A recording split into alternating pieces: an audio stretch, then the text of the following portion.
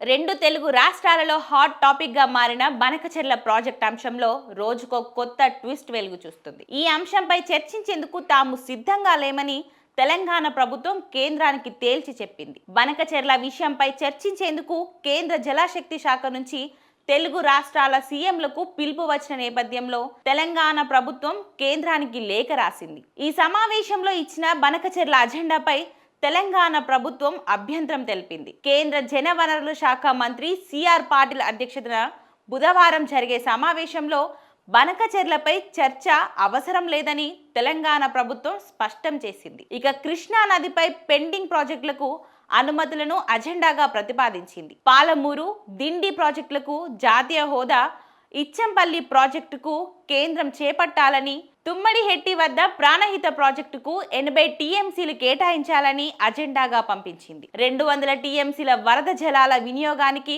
కొత్త ప్రాజెక్ట్ నిర్మించాలని కేంద్రానికి తెలంగాణ ప్రభుత్వం ప్రతిపాదించింది. ఇక బనకచెర్లకు ఎలాంటి అనుమతులు లేవని, చట్టాలు, ట్రిబ్యునల్ తీర్పుల ఉల్లంఘన జరుగుతుందని తెలంగాణ ప్రభుత్వం లేఖలో ప్రస్తావించింది. గోదావరి బనకచెర్ల లింక్ ప్రాజెక్టుపై చర్చించడం అవసరం లేదని లేఖలో తెలంగాణ ప్రభుత్వం పేర్కొంది. ఇలాంటి చర్యలతో కేంద్ర ప్రభుత్వ నియంత్రణ సంస్థలపై నమ్మకం పోతుందని తెలంగాణ ప్రభుత్వం తెలిపింది. ఇక ఏపీ పునర్విభజన చట్టంలో భాగంగా ఇటీవల ఏపీ ప్రభుత్వ గోదావరి వరద జలాలను వినియోగించుకునేందుకు బనకచెర్ల ప్రాజెక్టును ప్రతిపాదించింది. ఈ ప్రాజెక్టును తెలంగాణ ప్రభుత్వం తీవ్రంగా వ్యతిరేకిస్తుంది. సీఎం రేవంత్ రెడ్డి, నీటిపారుదల శాఖ మంత్రి ఉత్తమ్ ఇప్పటికే ఢిల్లీలో కేంద్ర మంత్రిని కలిసి అభ్యంతరం వ్యక్తం చేశారు. పర్యావరణ అనుమతులు, కేంద్ర జల సంఘం నుంచి అనుమతులు ఇవ్వొద్దంటూ లేఖలు రాశారు. గోదావరి బనకచెర్ల వల్ల తెలంగాణలోని ప్రాజెక్టులకు అన్యాయం జరుగుతుందని తెలంగాణ ప్రభుత్వం గట్టిగా వాదన వినిపిస్తుంది.